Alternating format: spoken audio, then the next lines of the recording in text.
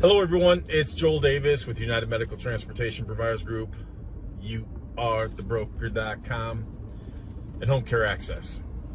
And this is probably going to be one of the most unique and revealing videos you're probably ever going to hear with regards to NEMT and Medicaid brokers. I'm going to share an audio with you that is about 45 minutes long. It's a conversation from one of my client providers.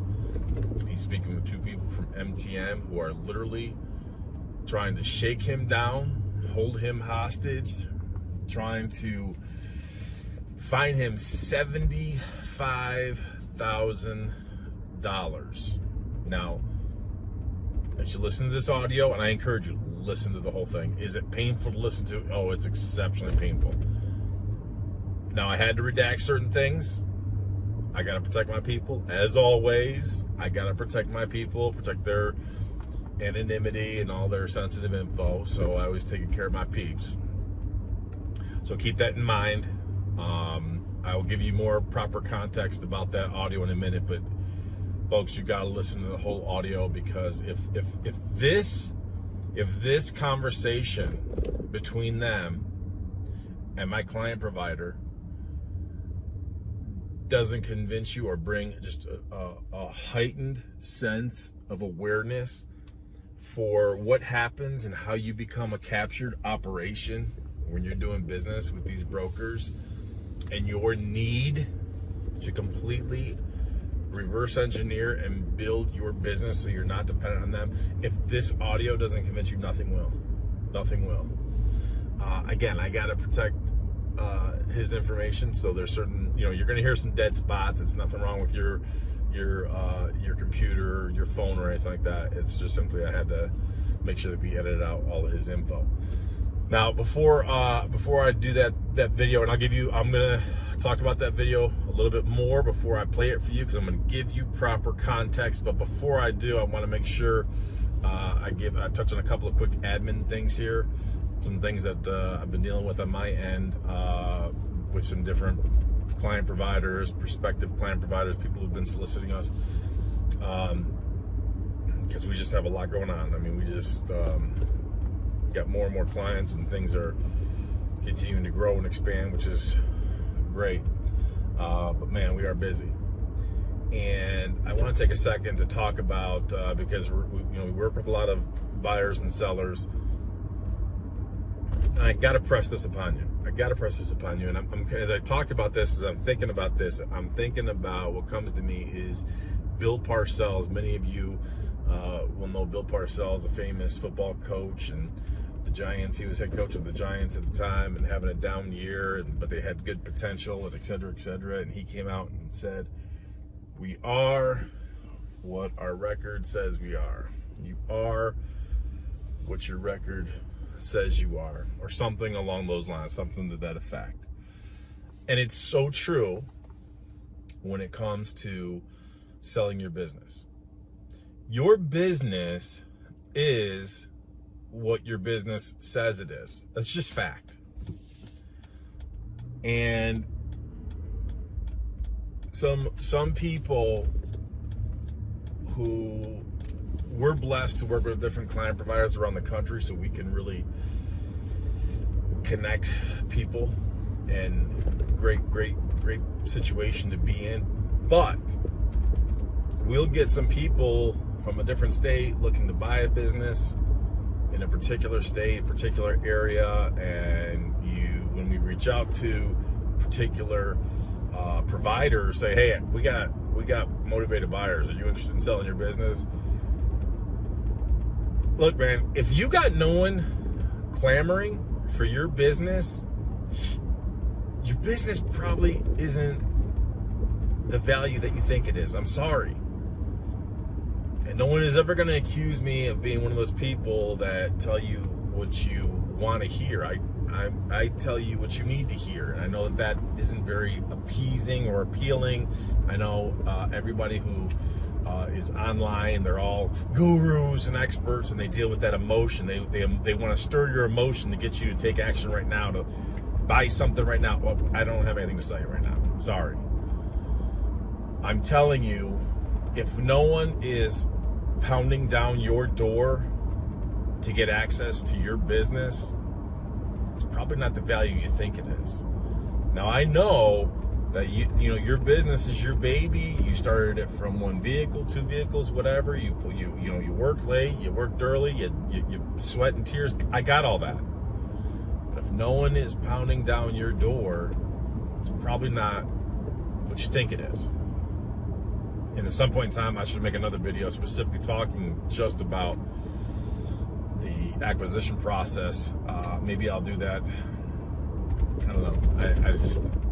I don't have time to do it right now, but I know that is a key topic that we need to go back into in much greater depth. Maybe I'll have to just wait and do that for a live event or something. I'm not sure. So a lot of client providers, when we reach out to you or you reach out to us, we'll send you a quick email just asking for some of your basic information. Oh, I don't feel comfortable. I'm not gonna send it to you without a signed NDA. Look, first of all, I challenge you to go through any one of my videos and see where we disclose information that to the general public. We don't. I take protecting my people's interest. I take that serious because guess what? Most people I end up working with, I work with long term. So if I were to dick you over in the front end, are we really gonna have a relationship long term? No.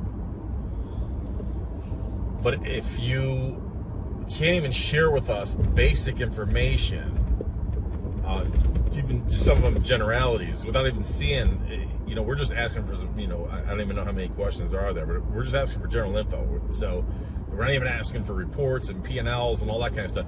If you can't even share that with us, red flags are going to go up that realistically, you are probably what your record says you are. Probably not that good. And then again, I'll speak to the point of, you may think that your business is worth $5 million, $3 million, $2 million, whatever. You may think your business is worth that because you have an emotional connection to your business. But you are what your record says you are. And I know some people who have reached out to us and they've been trying to work with a traditional broker for perpetually. Here's the problem. You sign up with these brokers who sell all different types of businesses, wide variety of businesses. Not my issue, not my care, not my concern, whatever. They're going to charge you between 15 and 20%. Again, not my care, not my issue. Here's the problem. The longer your business is sitting, if your business has been sitting around for 2 or 3 years, if you've been trying to sell your business for a lengthy period of time, again, I revert to, you are what your record says you are. And the longer your business has been sitting around and people see that, do you really think it's like anything? It's like a house. The longer it sits on the market, I mean, it's good. Either you got to continue to just bring that price down, price down. People are going to raise a lot of, why has that been on the market? So what's wrong with that?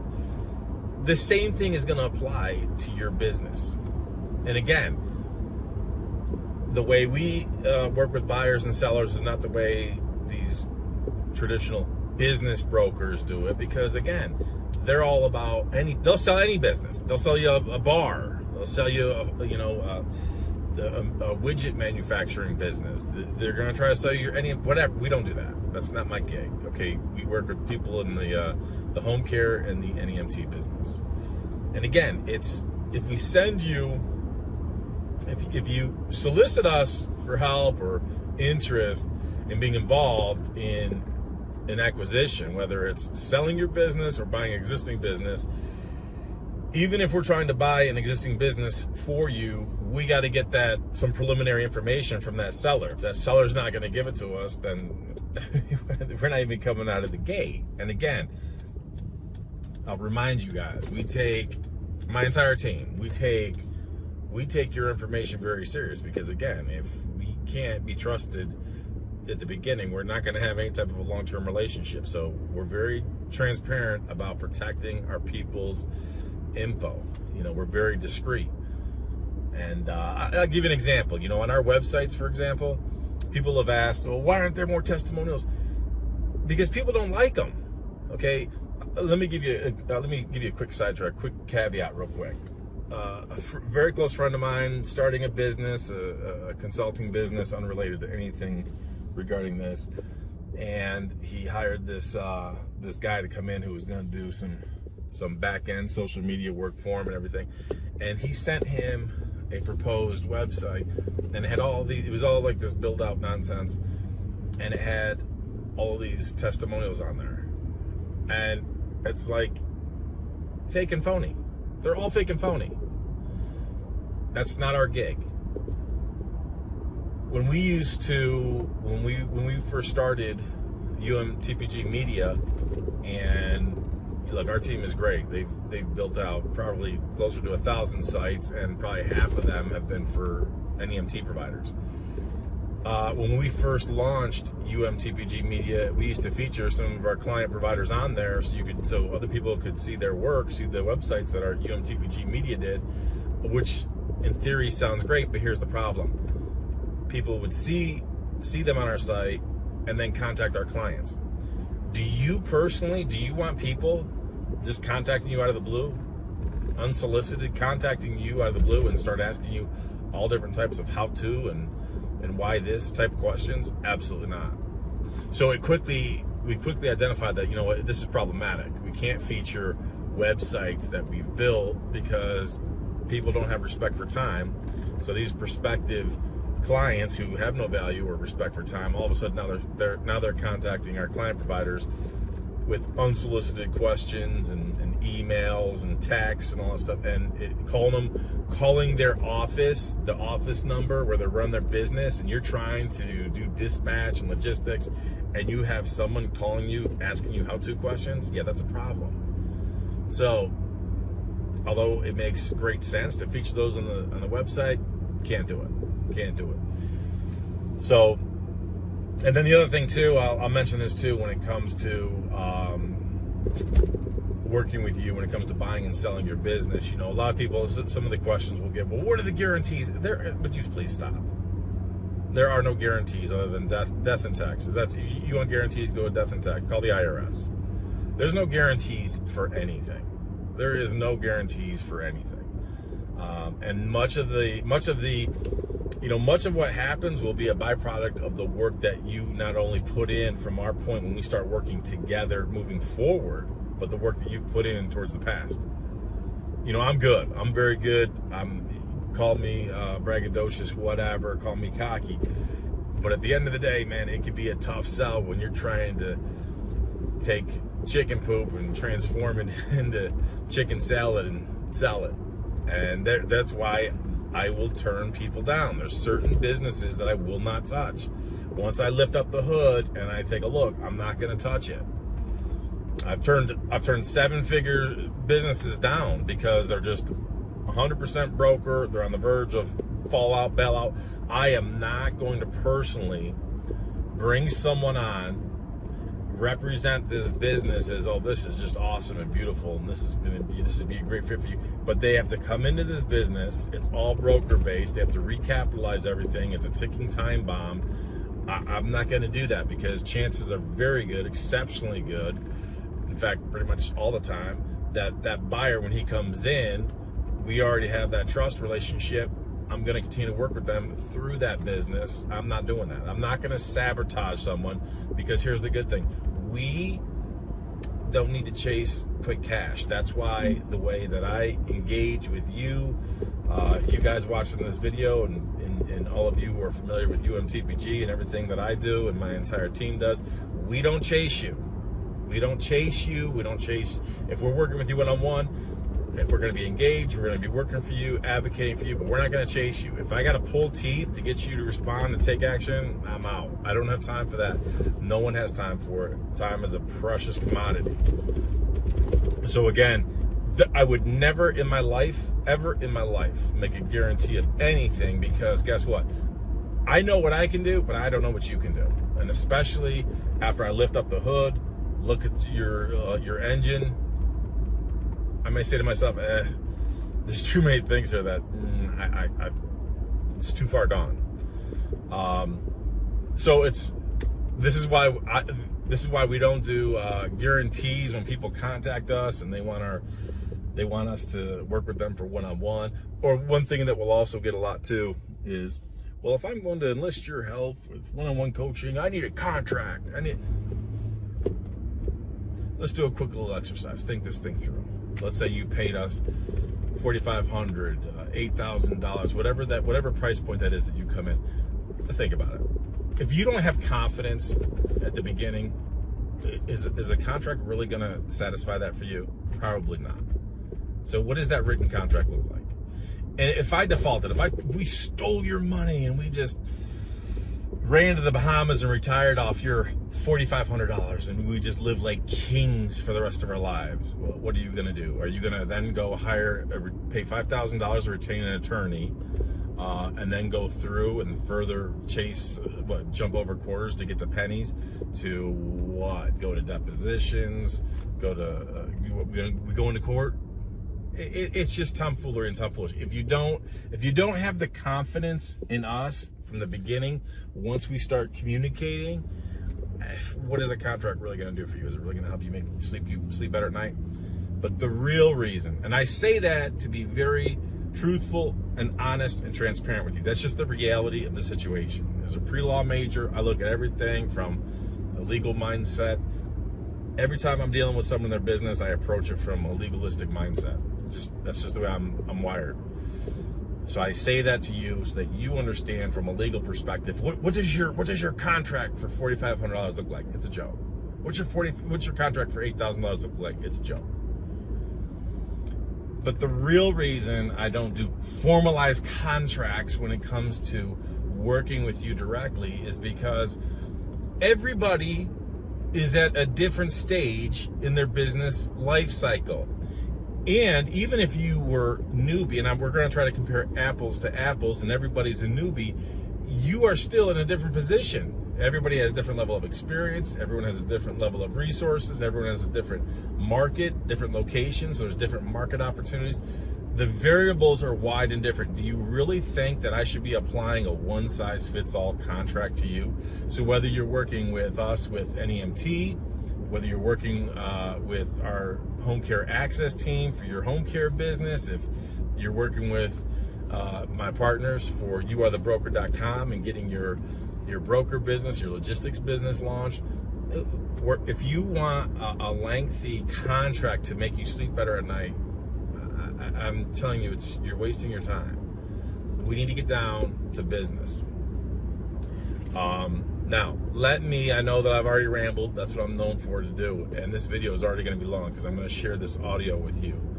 Now, this audio is clutch. This client provider, I love this guy. So understand that as you listen to this, you're going to want to kill him as much as I want to kill him. But he knows I love him, because even after I listened to this, I literally called him at almost midnight. Talked to him on the phone for like an hour because I wanted to kill him. So this audio, here's what's interesting about this audio. He hired me shortly before this audio, and as you guys always hear me talk about, stay off the phones, especially with these brokers. Stay off the phones. You want everything you can possibly get. You want it documented through email, written correspondence, text messages, chats, whatever possible. Now, before retaining me, he actually, this is so incredible. He paid $150 to, I call them Battle of the Dingbats. It's all these White Walker advisors, these people online who are trying to do what they do, all the fluffy feel-good talk for NEMT, to get you involved. They make the videos about, how to make 6 figures with one broker, how to find more brokers. Oh, wait till you listen to this audio.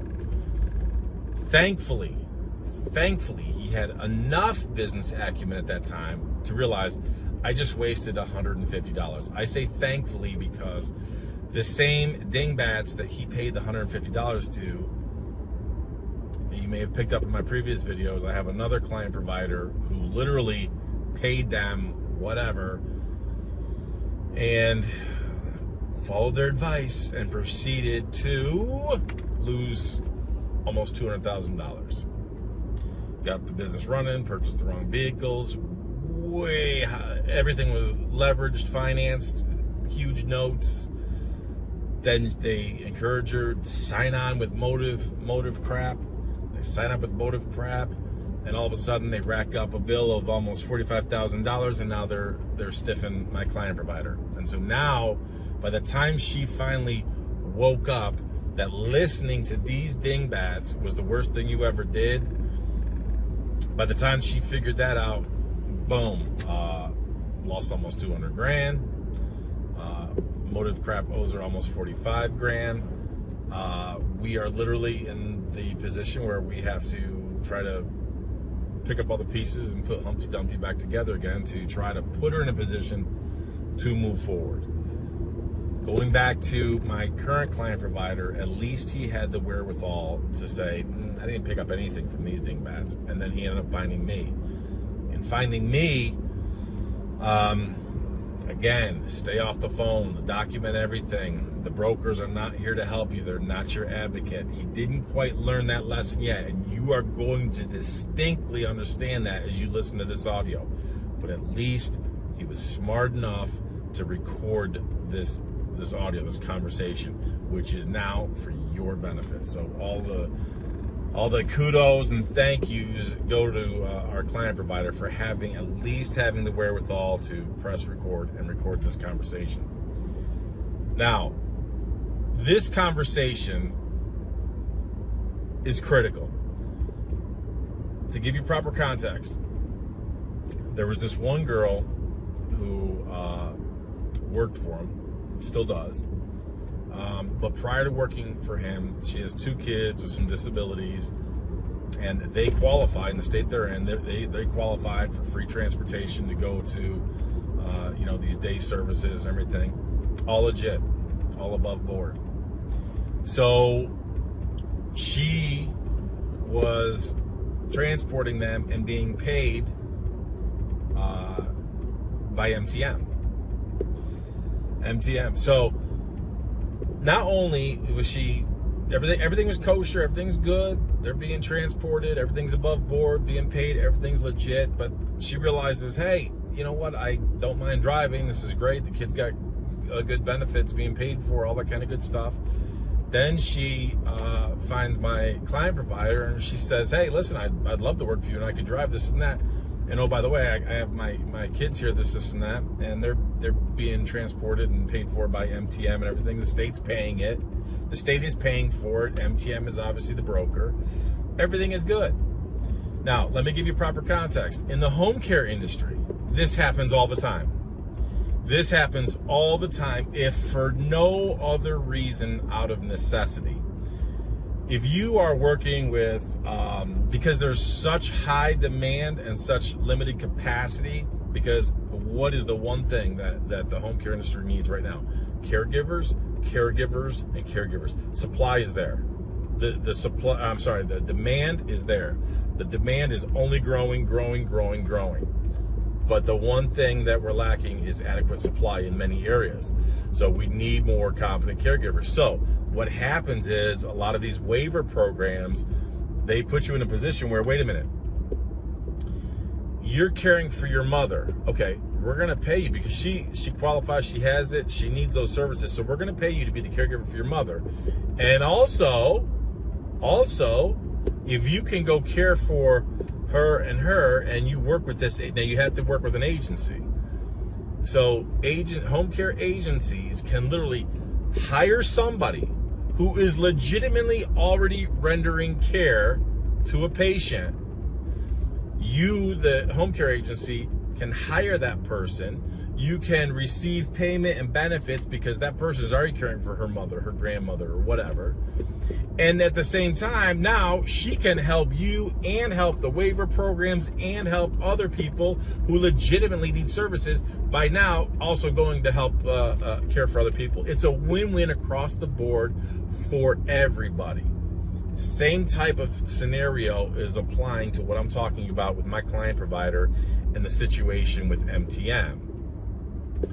This girl was already having her kids transported and paid for. Now she goes to work for my client provider, and she does a phenomenal job. Phenomenal job. This girl was and she remains such an asset to my client provider. If we could clone her and duplicate her, we could sell her like hotcakes. Phenomenal job. So every single thing that was already pre-existing before she went to work for my client provider, all legit. So it stands to reason, if it was legit before, that your kids legitimately received those benefits, needed those benefits, and now she goes to work for my client provider, are they no longer qualified for those? So you can't transport those people and receive compensation from MTM? That's ludicrous. The other thing they tried to expand on, where they're trying to come after my client provider, is just a simple location issue, as in literally you took a transport from point A to point B, but it just so happens that point B, and I'm kind of butchering this a little bit, but point B is not on this side of the building, it's on this side of the building. So it's literally walk around the block, and so even though it's like on one side of the building to the other side of the building, like a different complex type thing, but all on the same campus, they're trying to accuse my client provider of fraud. So that is to set the stage for this. Now, here's what happens. As you start listening to this audio,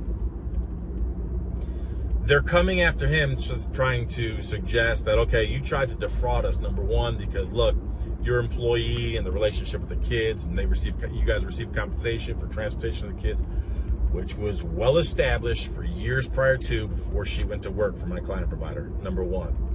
Number two, the other thing they're trying to go after him for fraud is literally what I said. You took someone from point A to point B, but point B is, rather than this being the front door, it's on this side of the building, which is on a different street. So, oh, by the way, now they're trying to accuse him of fraud. As you listen to the video, many things are happening. Number one, listen to how they present themselves. Listen to how MTM present themselves. Now, there's a female on there, and then there's a male. I don't want to assume anyone's gender, but boom, that's what they sound like to me. The female is the regional representative who works with this client provider on a routine basis. The guy you hear talking is her boss. Notice how they try to, it is literally, I told my client provider a few things. Let me jump ahead a little bit. I told my client provider a few things. Number one, don't ever go in business with the mafia, because you're going to be swimming with the fishes. My client provider, he's young kid. Again, I love this kid. Love him. And he'll be the first one to tell you, well, Joel, I didn't know I could push back or fight back on anything until I met you. That's what I'm here for, number one. I told him, do not ever go into business with the mafia, or you're done. You're dead. You're swimming with the fishes. Number two, if I was an attorney, I could never represent you, because you don't shut the F up. If you get put on the stand, you're going to sing like a flipping canary. Another reason why you can't go in business with the mafia. And then number three, as you listen to this audio, the only thing that comes to mind for me, and should come to mind for you, is Stockholm Syndrome. For those of you who don't know what it is, Google it, look it up, Stockholm Syndrome. I actually mentioned this before in a previous video when I was talking about a broker. Stockholm Syndrome is a coping mechanism. It's literally where a captive prisoner, or someone who's being abused, how they almost develop an affection and make excuses for their captor. You're going to clearly hear this. My client provider literally says and he's a captured operation, he literally says to them, I'm so sorry that I put you guys through this. Dude. As you listen to the audio, listen to the tone of MTM. Listen to how they engage him.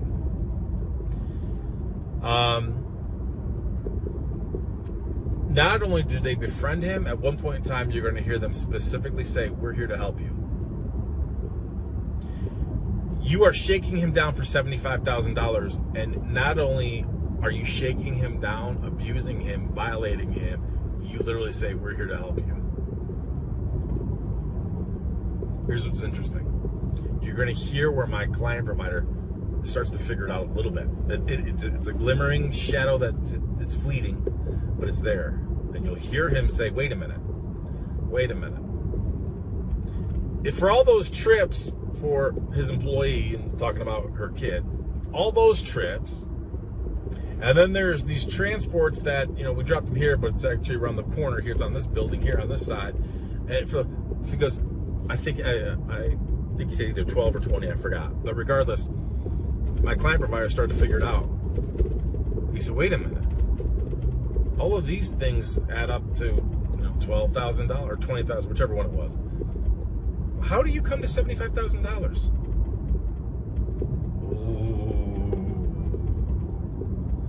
Oh, got him. So not only does he put them back on their heels, you'll hear them spit and sputter. You'll hear them deflect. They deflect and they talk about, well, the auditors and compliance and all these other people, we're going to have to get this, and we're going to have to get that and verify. Well, you have to remember, then there's also just penalties. There's penalties. So wait a minute. Let's go on a high end. Let's say that you somehow were able to legally go ahead and get all those trips for your employee. You were able to say, hey, no, those are illegal. You shouldn't have done it. Okay. Then the other trips where you drop them off here, but it's around this side of the building. Okay. Well, let's say we concede all that. We don't, but let's say we did. And it told, let's go high end and say 20. Okay, where is the other $55,000 coming from? He can't answer that. MTM cannot answer that, only to say, well, there's other fees and penalties. Folks, this is exactly what I'm talking about when it comes to, this is how these brokers make margin. All these dispatching platforms that you voluntarily say, how is all of this possible? Because he's using their platform. How are they able to see certain things? Using their platforms. I'm wrong? You got to listen to this audio. But Joel, you've already talked for 7 hours. I know. I apologize. I ramble. I go on and on.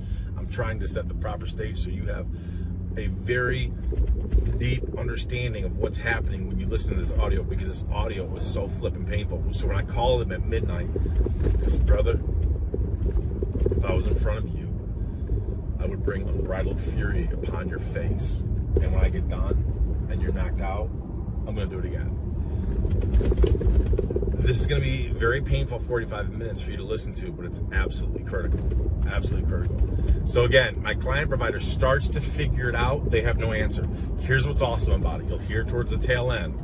There's a lot of back and forth going, but there's no back and forth like, no, you're wrong, you're this.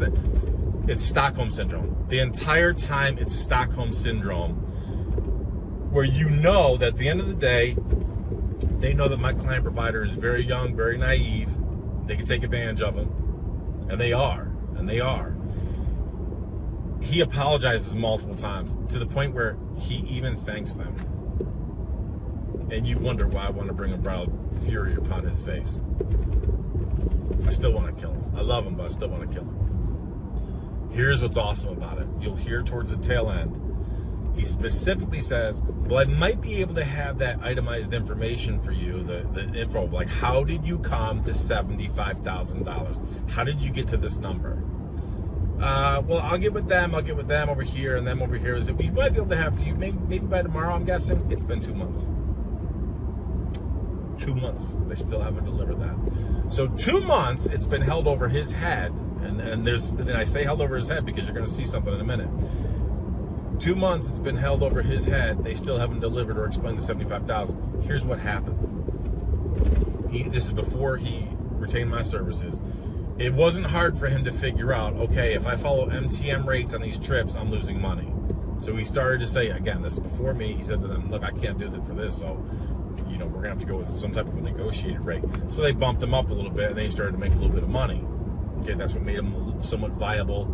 He was able to add a couple more employees and vehicles.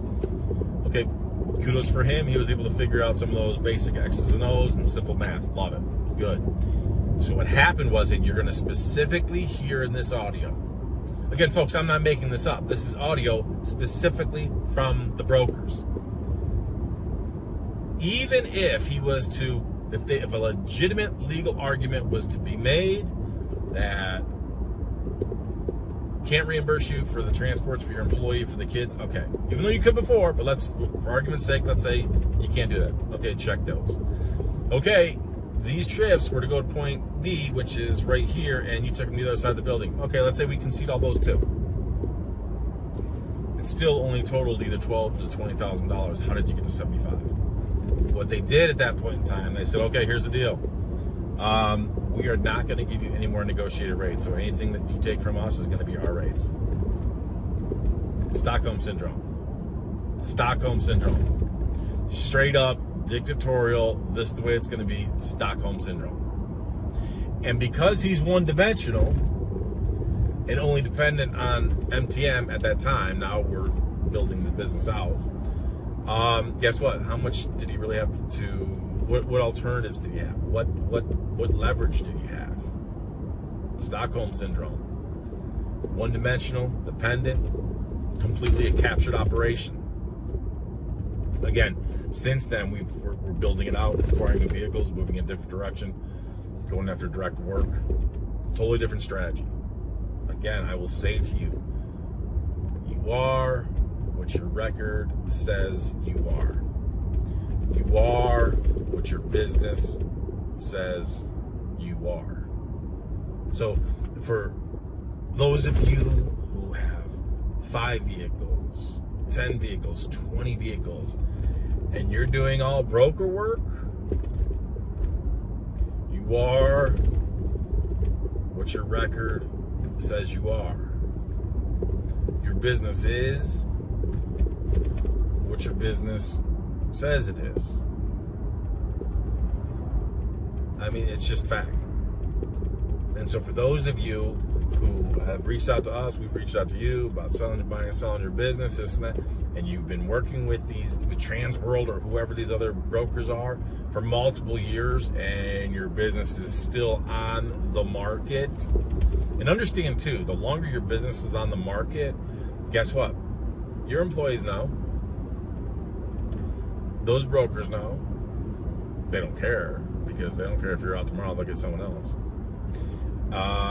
Any other type of agreements you may have had with people, they know. Are people going to want to do business with you long term if they know you're trying to get out of it? No. I mean, it's just common sense. Does an employee really think that they have stability if you're trying to sell the business? This is why you have to be very strategic in how you sell your business. You want to sell your business so it's turnkey. You got to sell your business so it's turnkey. What prospective buyer, especially if they're out of state, an out-of-state buyer is not going to be looking for your business for something that they have to come in, start over, build up, dig up. No, they don't want that. An out-of-state buyer with green cash in the hand, ready to go, is looking for an asset. They want a turnkey asset that they can come in, buy, maybe expand it, do a couple of things, but they're not looking to come in and buy a job. Especially an out-of-state buyer is not looking to come in and buy a job. So I encourage you, think it through. Although it sounds great, you may want to, I sold my business for $5 million. That may be great in theory. It may be great in your heart, but it's not practical. I mean, it could be, I don't know. I mean, but if you're hanging around for a long time trying to sell your business, probably not. So, all right, folks, I know that I've ran way long. I would apologize if I was sorry, but I'm not, because at the end of the day, I think I touched upon some very good and important topics. So I encourage you, listen to this entire audio. It's painful. Again, there's some dead spots there, but it's painful, and you're gonna want to bring violence upon my client provider as well. Again, keep in mind, he's young, And here's the good. I'll tell you. Here's the one thing. I'll tell you this too. Here's about my client provider. He's what I call a dry sponge to water, and that's what I want. Whatever I tell him we got to do, you got it, boss. We know what works. I know what works. Some people will retain our services, and it's almost like if I got to fight to struggle with you to convince you of what works, or convince you to do something or take action, I'm out. I'm sorry, folks, I'm out. Not wasting my time. We know what works. We know how it works. And I'm talking literally from the smallest things to the biggest things. Even if it's asset acquisition, to the way we build the websites and the marketing materials, to the way we negotiate contracts, to when we negotiate contracts. These things are all critical. I mean, there's just so many different moving parts and variables, but we are not going to fight with you. We're not going to fight with you to make things happen. So my client provider, as you listen to this, although exceptionally naive and young, this was his first business, and he's going to do well. I mean, the kid has a lot of potential, and he will work hard. He'll put in the work. So again, huge upside. But this situation, which we're going to win, trust me, we're going to win this. We absolutely are going to win this. We've already started to make certain moves. But we're going to win this against MTM. No question about that. But this is such a wonderful and beautiful and critical learning experience for him. And I hope it is for you. So as painful as this audio is, listen to it, stay tuned, learn from it. Because when you do, I'll see you at the top.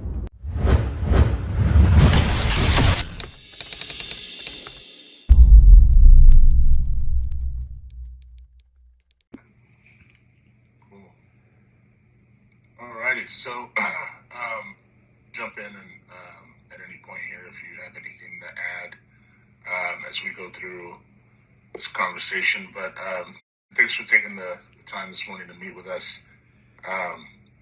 We had something that we came across our desk here that was reported to us from our compliance team, and we have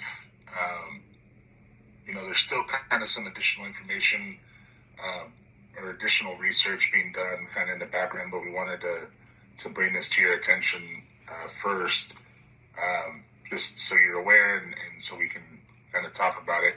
So this is, and you're probably aware of who it's regarding, or maybe you might have an idea. So this is regarding two kiddos that you were transporting, I believe is the name, and this is related to some transportation that was occurring by kiddo's mom, and so that's not necessarily the issue that the mom was transporting, but it's apparently there's been some discovery that there was transportation that was being claimed and paid for that wasn't occurring, trips that weren't actually happening or appointments that weren't actually happening. And so that's part of the discovery that compliance did. So they essentially had a focus audit, and this all stems from us getting a request for the children to be able to travel. It's essentially a compliance form that our team then went in and had to call the facility to make sure, that these appointments were occurring. And during that, those phone calls, that's where this was discovered. So there was an initial investigation completed and then turned over to our compliance team, which then did this additional focus audit, which they discovered that there were potential false claims to the tune of $75,000. What? And so that's kind of what we're looking at right now. And of course, you have an opportunity to show us any records that you have as well. to potentially dispute that if that is the case. But that's what we're looking at now. So I'll give you an opportunity to, I know that's a lot of information, so I'll give you an opportunity to kind of digest that and ask any questions before we continue here. Wow. To be honest, like I have not, so I guess I don't even know where to start. That's insane. Now is the 75,000, is that strictly all her kids? Is it like across, is that across the company? What is that coming from? Yeah, so this is coming back from appointments for the kiddos from 2022 to January 5th, 24. Okay, and then are those claims from like, is that just from? Looks like it's going to, yeah. I don't even think they went that many times. So here's the deal. So this last year, I've primarily focused on trying to, I guess now, build out a team. And when I say build out a team, I mean like, delegate and automate as much as I can. That's why, I tried to hire like a secretary or then an admin assistant, and then, tried to hire lead drivers. And when we were getting negotiated rates, like that was helping me be able to like create like some sort of, like opportunity for drivers to make a decent amount of money if they wanted to, like, driving more clients or whatever the case was. And when I first pulled the whole thing was like her kids go to, which is right across the street, right down the street from, I think it's like one block over. And so I was like, oh, we don't transport that late. That's not really, it's not cost effective for us, right? Because it was originally just the two kiddos, and then they were going to like 7:30 at night was some of their appointments. So didn't really care to do it initially. And then as time went on, kept getting calls from dispatch saying, hey, these girls haven't been able to get rides, yada, yada, yada. Can we make this work? And I said, well, number one, being able to try to find a driver to transport that late will be very difficult. And number two, pay I guarantee will be another thing. So they're like, well, let's see what we can come up with for pay. If you can find a driver, if you think you can find a driver, we'll see if we can negotiate rates to at least, make enough to cover the expenses. So I said, okay, so be it. So brought on and then that's when she started driving the kids. And at that point too, like we were transitioning, getting new, admin or secretary, then we tried admin assistant and then new softwares, so on and so forth. So as the ball was rolling, I kind of just like, I essentially had thought, okay, I've taught everybody, I think, enough to kind of, get the ball rolling and do their job and, figure it out as they go. As far as like, I taught them the basics, and then anything extra, like, that was on them to learn because it's part of the job, right? So that's kind of how I just had left it this last year. And so when you guys called and saying, hey, like there's something going on, like what's going on here? Like, and so I'm just trying to figure out like what if it could, like I would have to go back because I don't really know as far as day-to-day operations go. I don't even know if, like, again, that many trips. I thought the majority of their trips were to, which they do go, I believe it was like 4 or 5 days a week. And that's the behavioral health just a block away from. And then from what I understood was that they were only going to 1 day a week. Yeah. Okay. So then so I guess, sorry, continue. No, go ahead. Well, I'm just wondering, like, what? Okay, so I don't even know if our software that we have goes back that far or what the case is. So it'd be hard for me to look back that far, and it's hard to get any something so consistently. I'm like, how can this be overlooked so negligently? Is my question, I guess. I'm just like, I don't know. That's just crazy to me, and it's hard also for us to kind of it's hard for me to also double check with the facility because they're like, well, no, because it's under investigation, we can't give you any information. So I'm like, well, how am I supposed to cross-reference the files that I have on file versus the files that they have. So that's, I guess, where I'm just like, okay, what do I do now? Yeah, no, I get it. That all makes sense. And again, we're still kind of doing some additional validation on our end and research, so to speak, from the compliance side. But actually, what our compliance team, because I did ask them initially, I said, hey, the provider will likely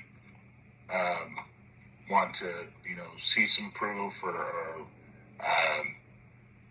want to submit their own proof if they have it in some capacity.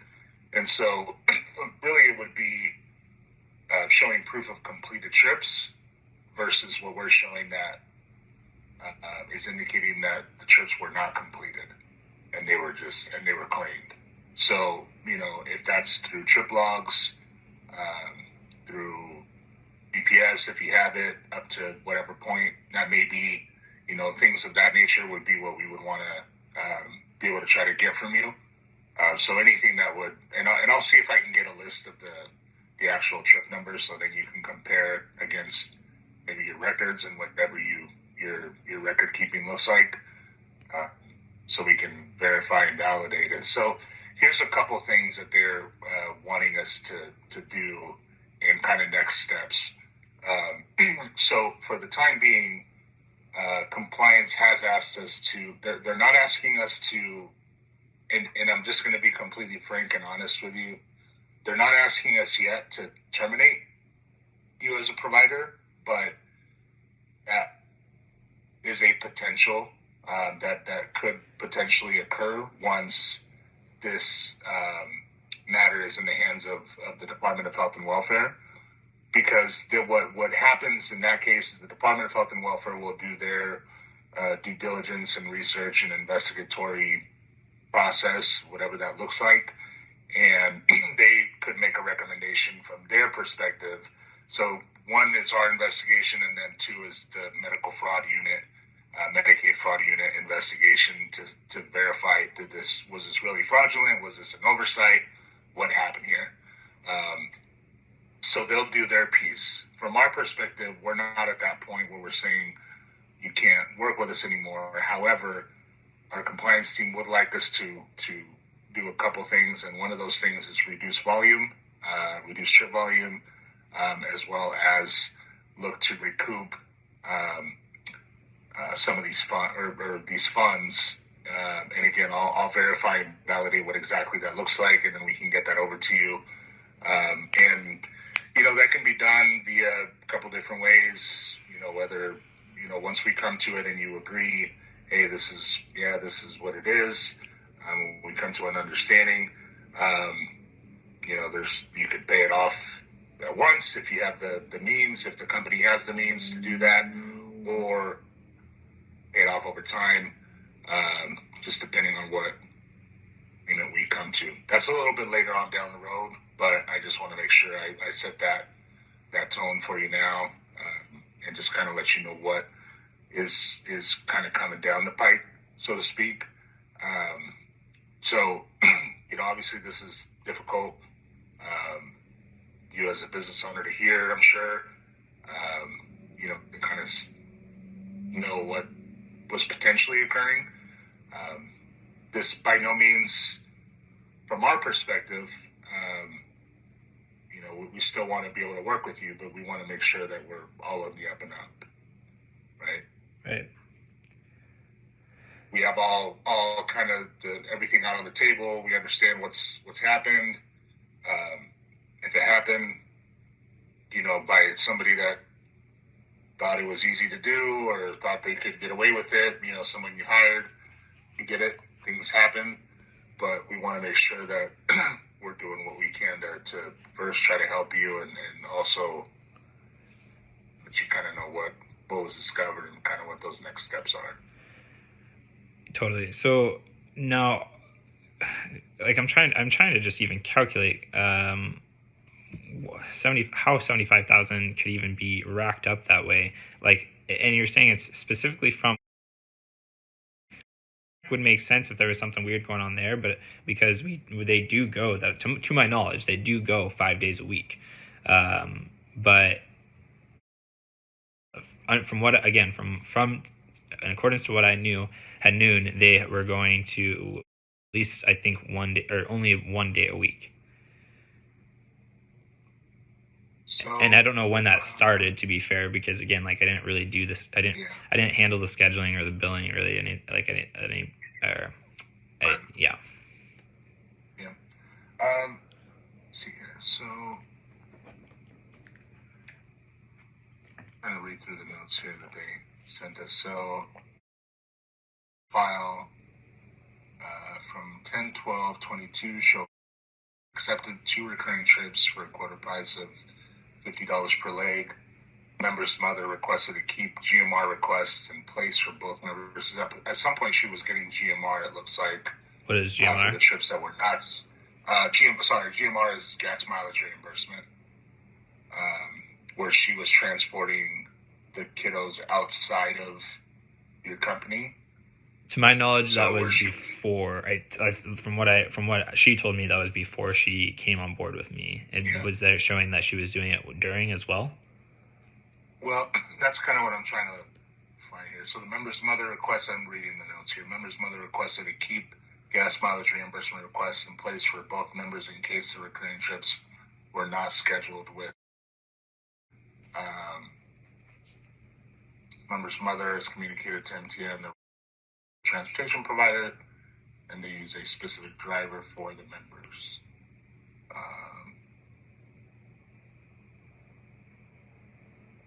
There were phone calls that we listened to as well, or that our compliance team listened to. So during the call on August 30th, stated the same driver must be used, or the members, the kiddos will have meltdowns. MTM performed facility outreach on October 10th. Spoke to advised that neither member had an appointment since May 2nd, 2023, and had no upcoming appointments. So I think that may be where it's coming from, is that those appointments were scheduled to. Now, if they were in fact going somewhere else, but were being, that may be a different story. So if the kiddos were going to a different address, but the trips in the system were built to, wasn't seeing them, that's an issue there as well. So you're saying the 2 facilities are close to each other, though? They're like, so there's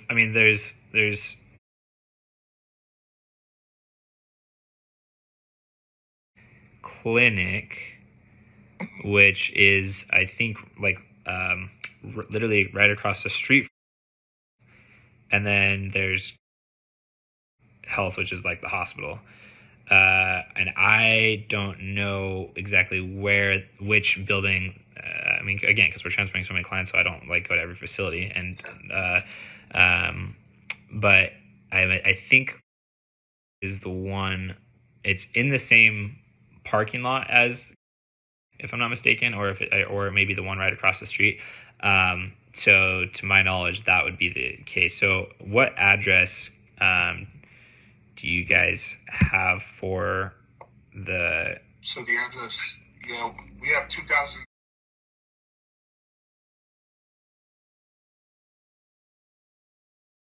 Just a little more information on that. When they were doing the review and they had that verification form, trips were verified for the days and all those were set up correctly. So those were confirmed. And so I know that you mentioned that maybe the wrong address, but all the ones for set correctly and they were verified on the days that they were supposed to be going. So it could be that is an issue, but it could possibly be not the issue because they did confirm and those were set up correctly on the correct date. Yeah, well, like I was wondering if it would be it, because 75,000 seems, I could see how we could make 75,000 probably from, but I couldn't see us making that much by any means, to my knowledge, if it was only 1 day a week. So that's why I'm trying to figure out to like where, like what days and what facility, because that is let me look. I think is a completely different street sign. Yes, it. So I wouldn't assume that the streets would get confused, but thank you for clarifying though that those trips were confirmed. Because yeah, that, I mean, again, like I'm just trying to wrap my head around how we could even accumulate that many trips to, it's only 1 day a week. So 2003, and then, and what's the facility name?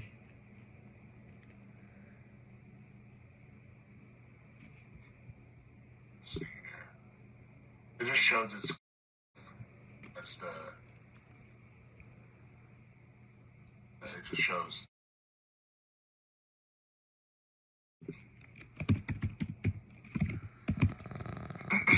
Okay, so speech. Let's see. Okay, so then I'm going to, because I'm just going to drive to the facility and figure out which building it was even. And you said, sorry, what was the date, dating all the way back to what? So this is dating back to October 17th, it looks like, of 2022. Okay, and how many days a week were they going to that, or did it show that they were scheduled?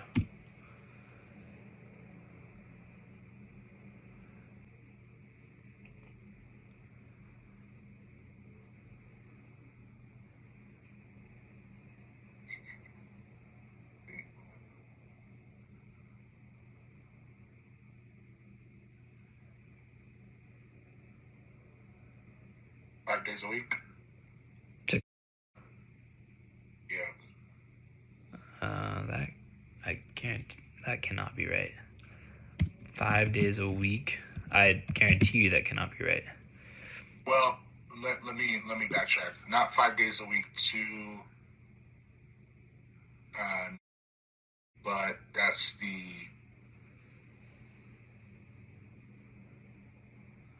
yeah, so there's a couple in here, mixed into the, yeah. But So there's a few in here, like 1 day a week. And again, we're focusing on, like, we're being, the claim is against the trips to. Right. Yep. Okay, so how many days a week were they going to then? Is it still 1 day a week? So, can you see it on your end? Because I'm having a hard time seeing it online. I don't know if you have it up or not. I don't. I'm trying to look, but I don't see it either. But yeah, this is strictly just focused on the. Let me look to see if I could see.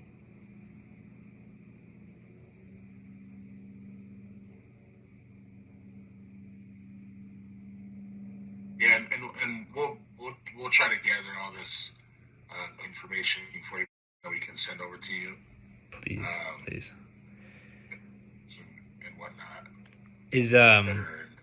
Yeah, and is there any way to get the records of whoever? Because is there any way to get the records of who they were supposed to be seeing, or like what days the facility said that they saw the client? So because otherwise it makes it, what I'm in my head, what I'm thinking is like, okay, it's going to be really hard for us to compare like he said, she said type of thing if we can't see like, yeah, hey, the facility saw them this day. Because like, okay, if the driver did perform the trip, great, or at least they claimed, quote unquote, to do the trip. Like I'm not going to be able to tell whether or not they did or not unless I like can get like the facility to say, hey, yes, they did, or hey, no, we didn't see them, or whatever, you know. And then I feel like I'm just stuck with my hands tied at that point. Yeah. Yeah. No, we can try to get that information for you.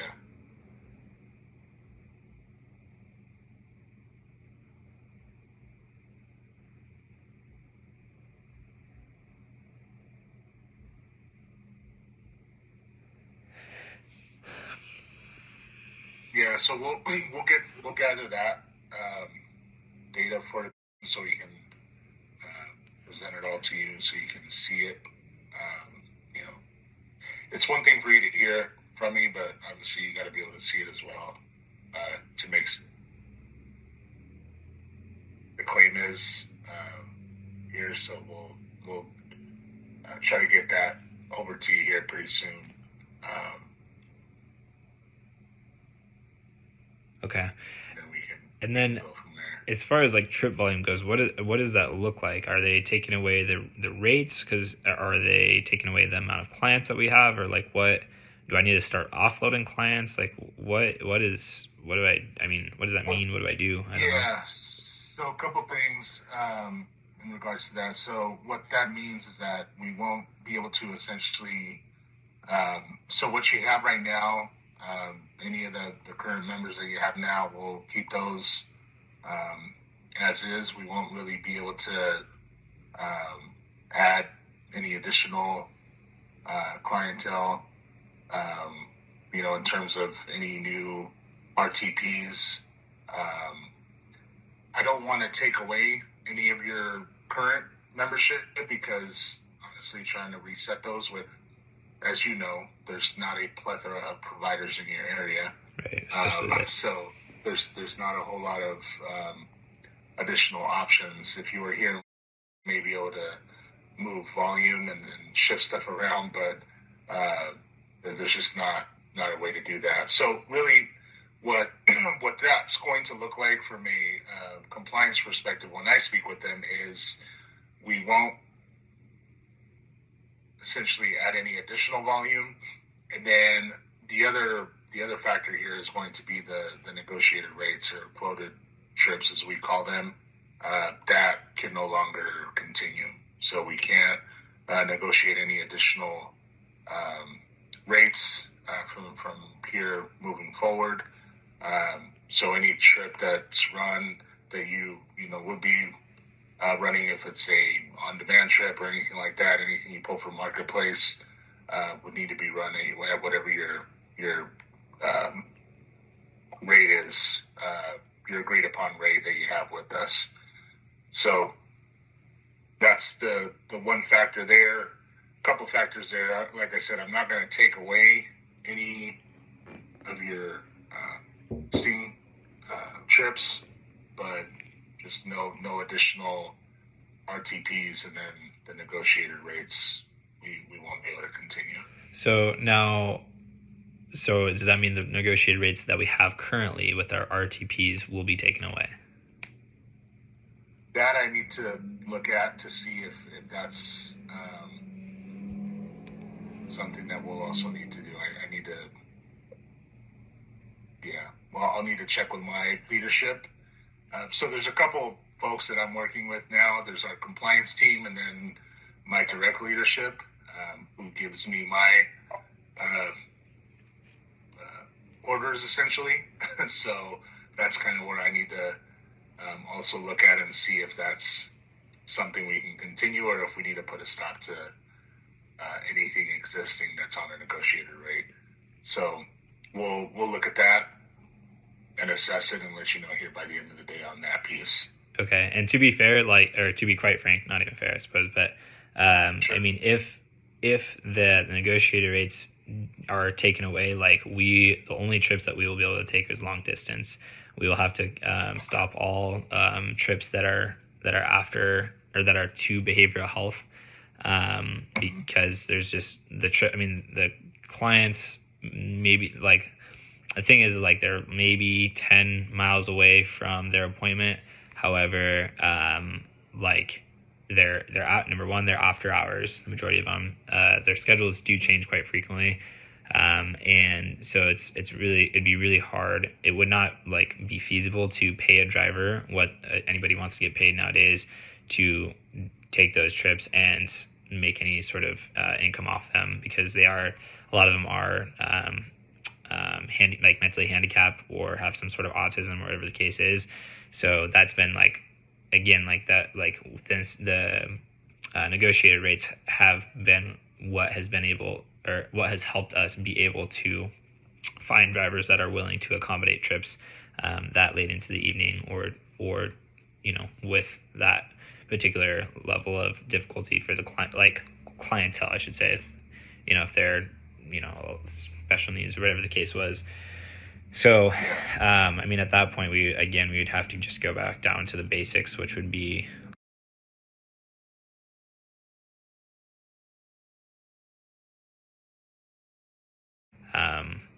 that would probably drop us down to probably having only about 2 drivers, I'm assuming. Again, that's just depending, assuming that the negotiated rates get taken away, and okay. Yeah. Yeah, let me take a look at that piece of it on on the existing clientele and those rates, and then in terms of, did you have some? Yeah, I wanted just to give, I know, I didn't want to interrupt you guys, but just a little more information. I know Mom tried to call earlier this month to try to set reoccurring trips to that location, just so you know, and obviously they were denied because we confirmed with the facility they had no more future or upcoming appointments. So I just wanted to throw that out there as well as additional information for you to have. Okay, thank you. And what day did she call in? Or I guess this month, like around the 2nd. What January. Sorry, what day for Cooney Health going 1 day a week to speech again? I don't have the days that they requested. It just showed on here that Mom attempted to call to set trips for reoccurring for this location, and then it was confirmed that with the facility, they had no upcoming appointments. Okay, perfect. I'm just typing this. I'm just typing this in my notes here. Thank you for that. Okay, so the biggest thing I want to make sure of is that I'm speaking to the right facility. Because again, like if this is something that we did and it like was bad on our part, like then fine, like we'll own it at that point. But I want to make sure that it's the that the right information is being accumulated and compared. And again, like I just want to apologize because like I thought I'd set up all the systems in place with the right people, and it's just frustrating that this not one person, but like other people's actions are making the company as a whole pay for this whole and I don't mean financially, I mean just like suffering at that point. Right. Because I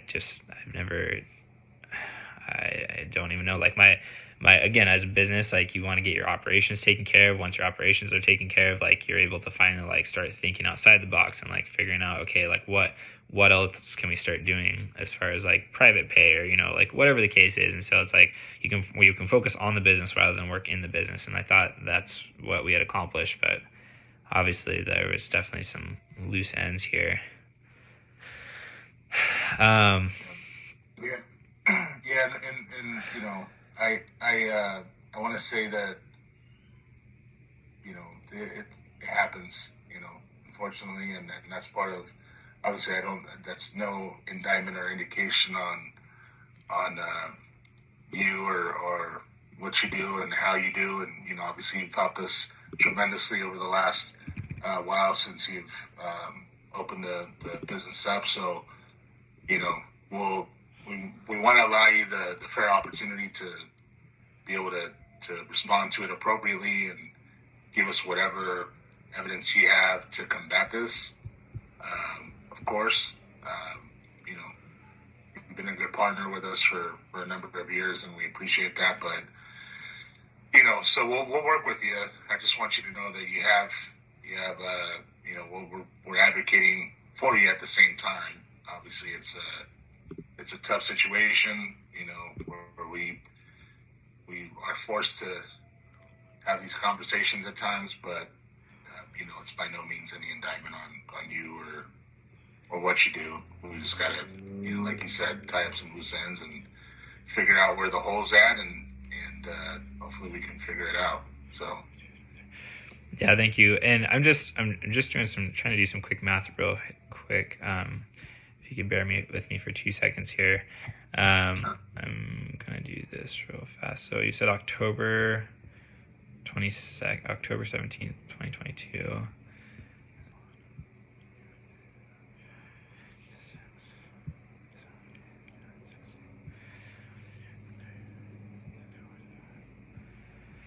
65. Okay, so I mean, this is just kind of like a rough guesstimation, or rough counting, but there's 65 Tuesdays, but it'd be times 200 here. So 200. So if there was around, say, 65 days, I was counting holidays and whatever. So 65 days times 200, because it'd be $100 each leg for both clients. That would be that alone is $12,000. So I'm concerned, like that's what I'm concerned about, is like, okay, like where's the other 75? Where's that number 75 coming from? Yeah. Well, looking at I'm seeing here, it's you did for both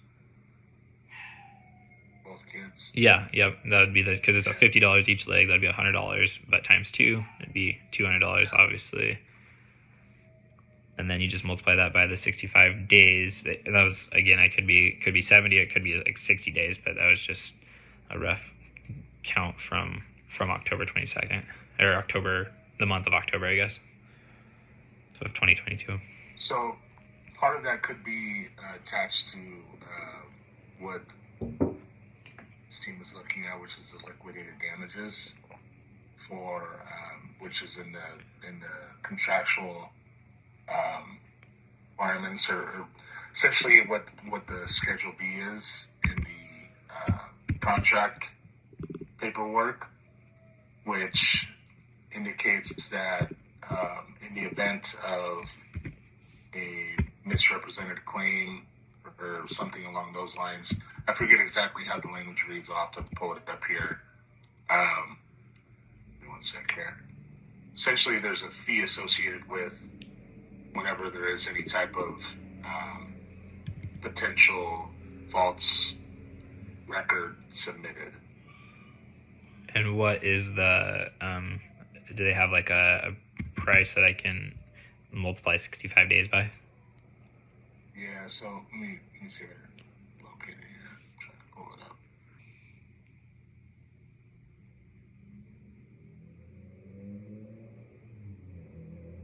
Falsifying information reported to MTM, including but not limited to billing for trips not performed, and falsifying pickup/drop-off times is essentially whatever the equivalent is of the trip is the fee. So loss of payment for the trip, and then the actual fee associated with that is the cost of the trip. So like essentially pay back the. So okay, so but then again, that would only put us at 24,000. So it'd be like. Yeah. So I'll need to get all that data from our compliance team to see how we came up with that number, and then show you what the trip numbers are, the calculation, all of that, and then we can go from there. And is that like a? I want to be able to show you what. Yeah. That numbers stand for. Okay, so equivalent to payment loss. So 12,000. Okay, so and then times 2, that'd be 24,000. I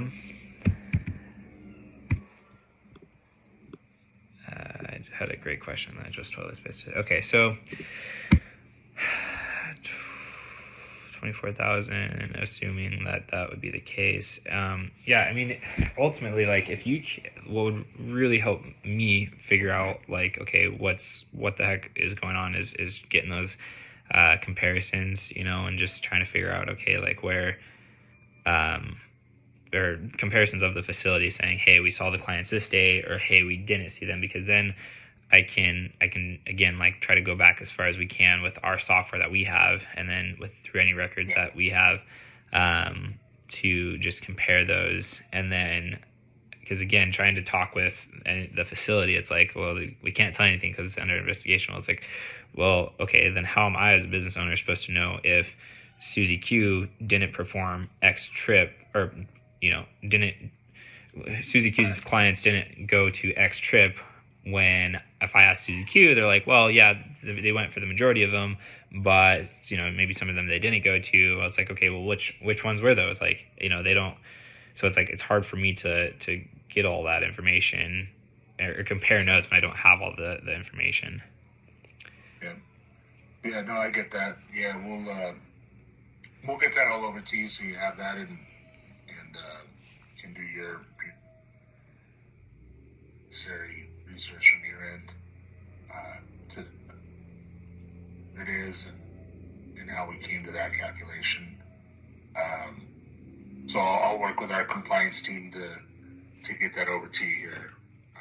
I don't know if we'll be able to get that by today, but within the next couple of days, we'll be able to get that piece of it over to you. So. Okay.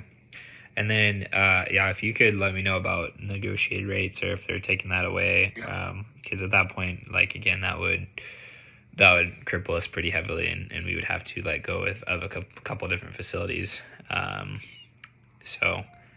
Okay.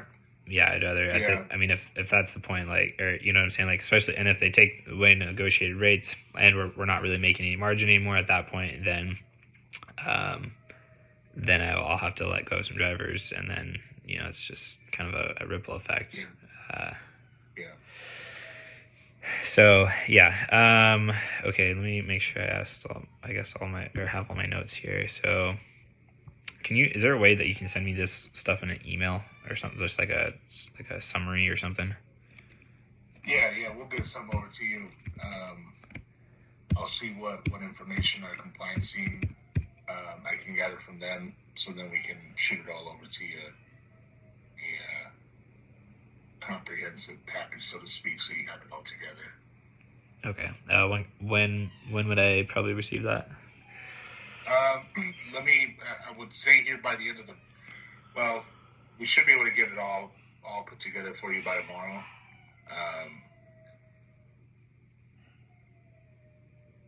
Send it over and go from there. Okay. Yeah, by tomorrow we should have that. Is that 75,000? That's a solid number that they're like, hey, like this is how much they owe. Yeah, 75 and some change. Let me pull it up here.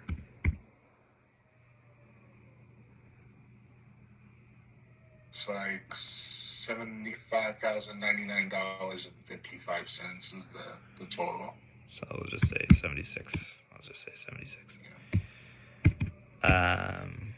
Yeah, if I could get a breakdown of that, that would be incredible, because I'm, again, like, the math isn't mathing, and I'm just trying to figure out where the heck that number is coming from, and then also, trying to figure this out. So, gosh, geez Louise, guys, I'm sorry to put you through this. I don't know, I'm at a loss of words. But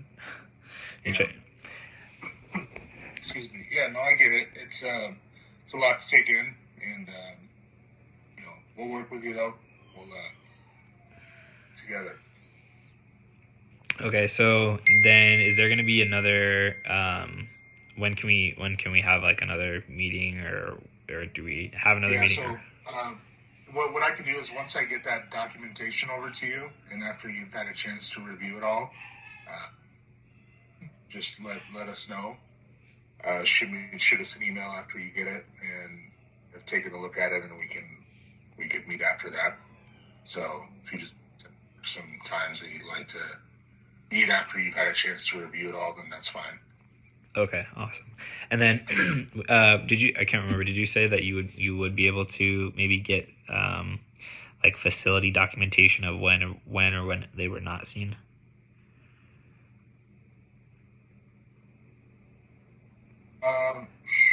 Let me see what we can come up with on that regard. I don't know exactly what information. Well, I think so. What we would probably need from you is, once we can send you the trip numbers, if you have a way to show, like, here's all of the trip logs for those trip numbers. Here's all the proof that you have that those trips were actually run as opposed to not. and we can go from there and kind of compare.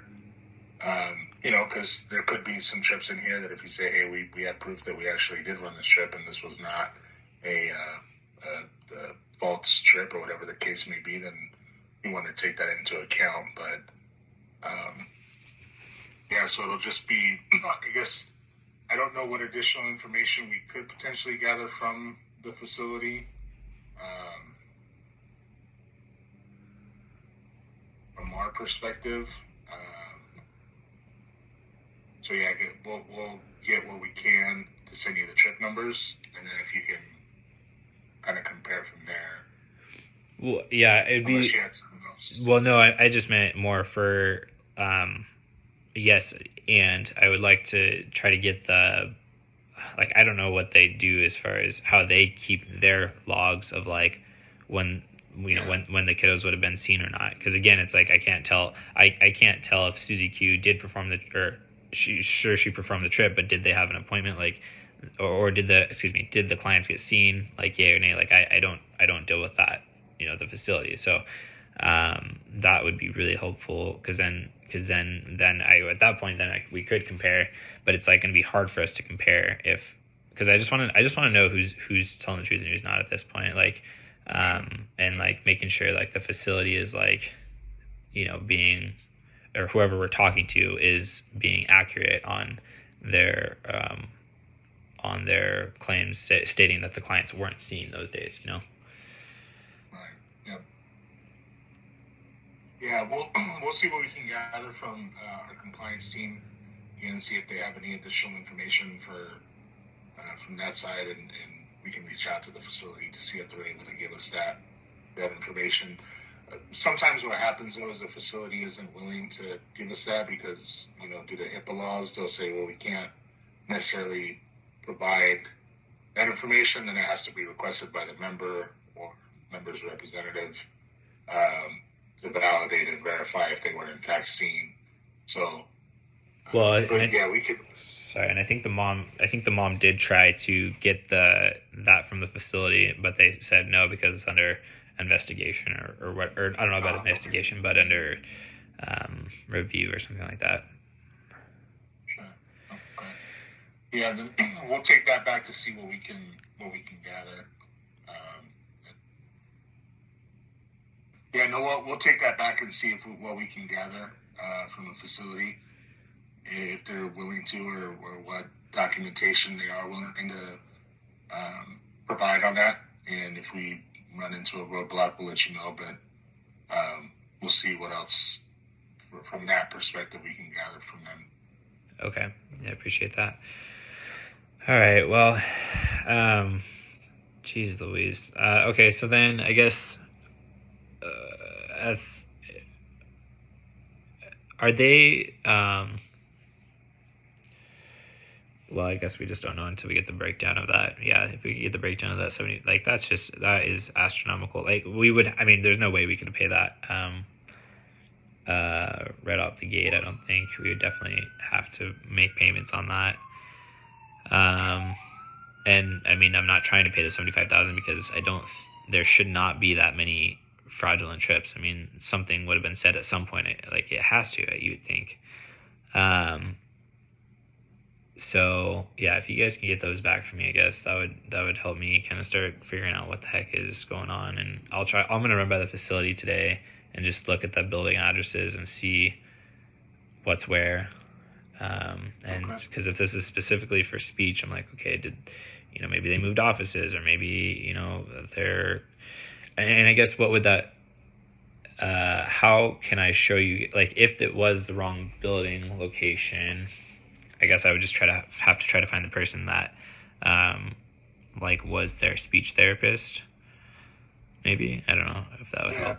Yeah, I think that'd be the easiest way to do that, is just if you're able to find, and really anything would help at that point.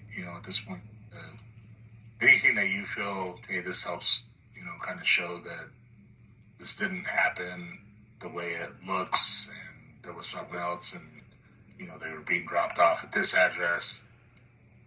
Anything that would help, and take a look at it. Okay. Yeah. Okay. Well, I guess, man, I appreciate you guys taking the time, and I'm just baffled. I don't even know what the heck's going on at this point. Like, this is crazy. So yeah, if you could just let me know sooner than later what's going on as far as rates go, then Sure. I can kind of start making a game plan of what we need to start doing as a company. And then if you could, again, give me the breakdown of that entirety of the number, and and if possible, try to get those receipts from the facility of like which days they were seen. I'll also try to do the same thing on my end if possible. And just kind of figure it out from here, I suppose.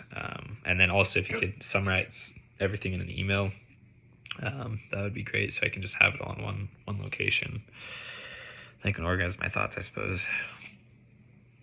That works. Yeah, we'll get some over to you here within the next little bit, and we'll go from there. Yeah, if you find anything else out in between that you'd like to share with us, please feel free to reach out. And yeah, we'll get through it. Okay. Well, I appreciate you guys' time, and look forward to seeing what you guys have as far as, or looking forward to seeing you guys' emails, and appreciate you. Okay. Sounds good. Talk to you soon. All right. Thanks, guys. Okay, thank you. Bye. Bye.